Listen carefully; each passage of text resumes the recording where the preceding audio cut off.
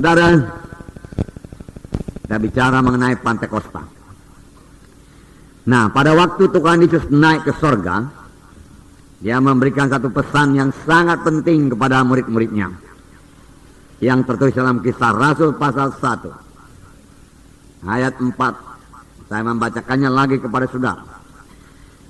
Pada suatu hari ketika ia makan bersama-sama dengan mereka, ia melarang mereka meninggalkan Yerusalem dan menyuruh mereka tinggal di situ menantikan janji Bapa yang demikian katanya, telah kamu dengar daripadaku, sebab Yohanes membaptis dengan air, tetapi tidak lama lagi kamu akan dibaptis dengan Roh Kudus. Tuhan Yesus sendiri mengatakannya sebelum dia naik ke sorga, yaitu sewaktu dia masih melayani di bumi ini. Tuhan Yesus beberapa kali bicara mengenai Roh Kudus akan datang, Roh Kudus akan memenuhkan kamu, Roh Kudus akan memimpinkan kamu, dan seterusnya. Nah, di sini sekali lagi dia mengatakan sebelum dia naik ke sorga, perkataan yang terakhir, sebab Yohanes membaptis dengan air, tetapi tidak lama lagi kamu akan dibaptis dengan Roh Kudus. Kamu akan ditenggelamkan dalam Roh Kudus dan hidupmu akan berubah, seperti dikatakan dalam ayat 8. Tetapi kamu akan menerima kuasa. Kamu akan menerima kuasa. Saudara akan menerima kuasa. Saya akan menerima kuasa. Roh Kudus itu kuasa. Amin, saudara.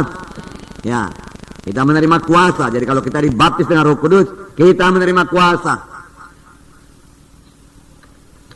Dan kamu akan menjadi saksiku di Yerusalem dan seluruh Judea dan Samaria dan sampai ke ujung bumi. Oleh sebab itu setiap kali saudara melayani, saudaraku, melayanilah dengan kuasa Roh Kudus.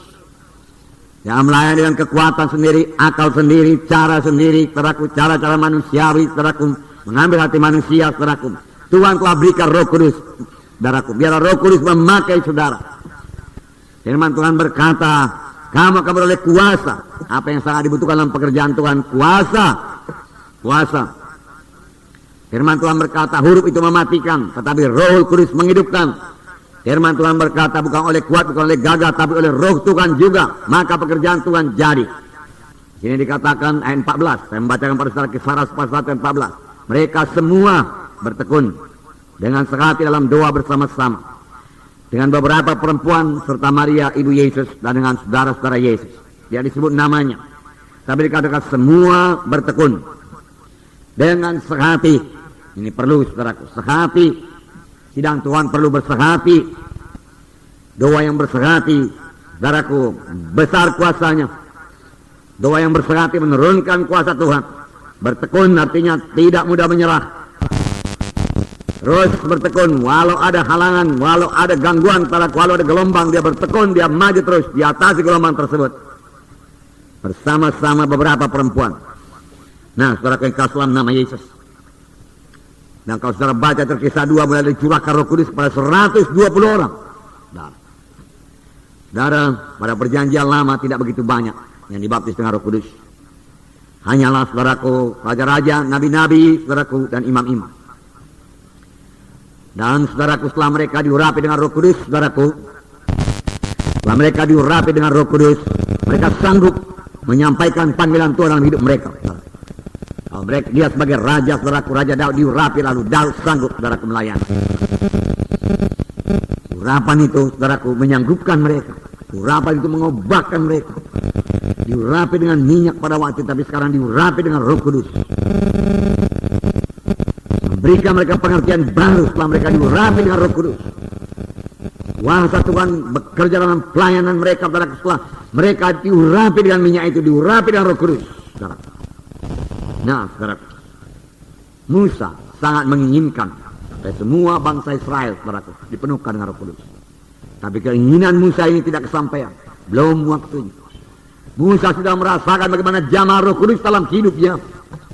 Musa sudah merasakan bagaimana Roh Kudus mengobatkan hidupnya. Musa mengalami banyak mujizat Tuhan, saudaraku, sebagai akibat daripada melayani dipimpin oleh Roh Kudus. Tanda jat, tanda mujizat berlaku. Ya, dia kepingin supaya seluruh bangsa Israel menerima berkat yang sama. Kalau semua bangsa ini nabi adanya, dia katakan. Nabi pada waktu menerima Roh Kudus, dia rindu semua bangsa Israel dipenuhkan dengan Roh Kudus. Tapi belum waktunya. Sekaranglah waktunya, amin, saudara. Sekarang semua kita bisa penuh dengan Roh Kudus, amin. Haleluya, haleluya. Ya. Nah, bagi kamulah perjanjian itu, bagi anak-anakmu, bagi kamu yang jauh-jauh, seberapa banyak yang dipanggil oleh Tuhan Allah kita. Bagi kita lah perjanjian, saudara. Dipenuhkan dengan Roh Kudus. Dalam hidup kita bekerja karunia-karunia Roh Kudus, saudara. Ada kepada Musa masih diberikan Tuhan 70 orang di luar Musa. Apa gunanya? Karena Musa sendiri tidak sanggup memimpin bangsa itu. Tanpa Roh Kudus tidak ada satu orang pun yang sanggup memimpin bangsa Israel, saudara. Supaya mereka sanggup memimpin. Karena Musa telah memilih 70 tua-tua sidang, saudaraku.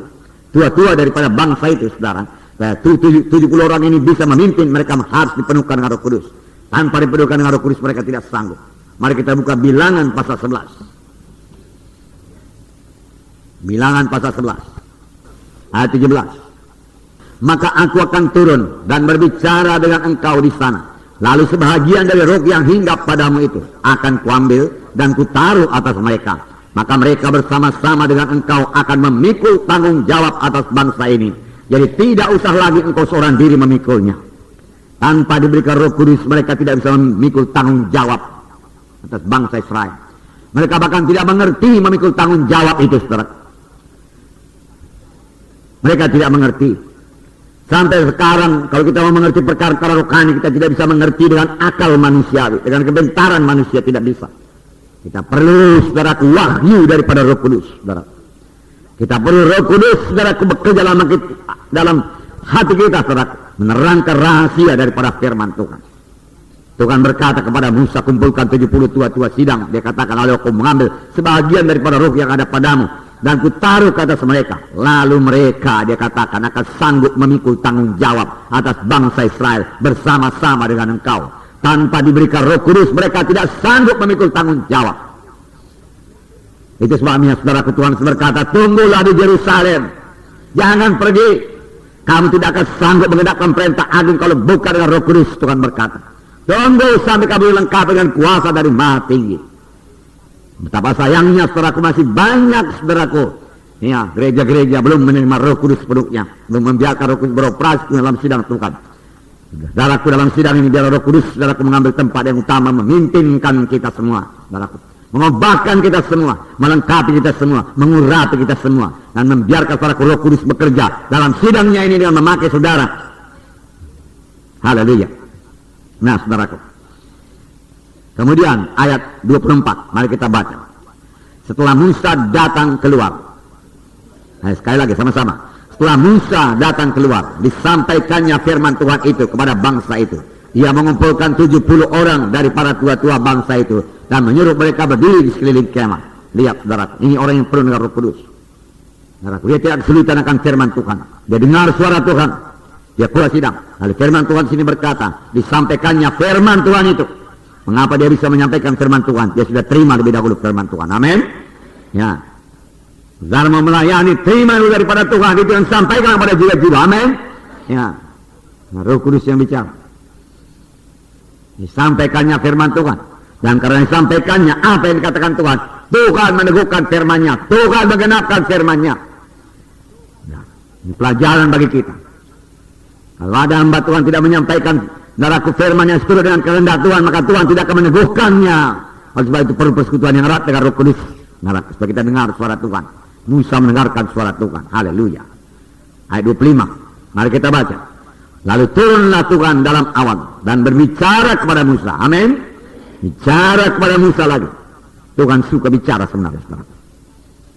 Dia mau menceritakan banyak perkara kepada kita. Tapi banyak anak-anak Tuhan tidak siap sedia. Tidak mengharapkan Tuhan bicara, tidak ekspektan dia, saudara, tidak menunggu. Firman Tuhan berkata, siapa yang menantikan Tuhan akan membarui kuatnya. Menantikan Tuhan dengan merindukan suara Tuhan. Haleluya. Terima kasih Tuhan. Kemudian diambilnya sebagian dari roh yang hinggap padanya dan ditaruhnya atas ke-70 tua-tua itu. Ketika roh itu hinggap pada mereka, kepenuhanlah mereka seperti nabi. Tetapi sudah itu tidak lagi. Kepenuhan seperti nabi, tetapi seterusnya tidak begitu limpah lagi. Dengan kata lain, pada waktu itu saudaraku, nabi selalu penuh dengan Roh Kudus. Nabi selalu menerima berita daripada Tuhan. Amin. Oleh sebab itu nabi pada zaman perjanjian lama dengan mudah berkata, dengarlah sabda Tuhan. Karena dia dengar dari Tuhan. Dari mana dia dengar? Dari Roh Kudus yang dikaruniakan Tuhan kepadanya.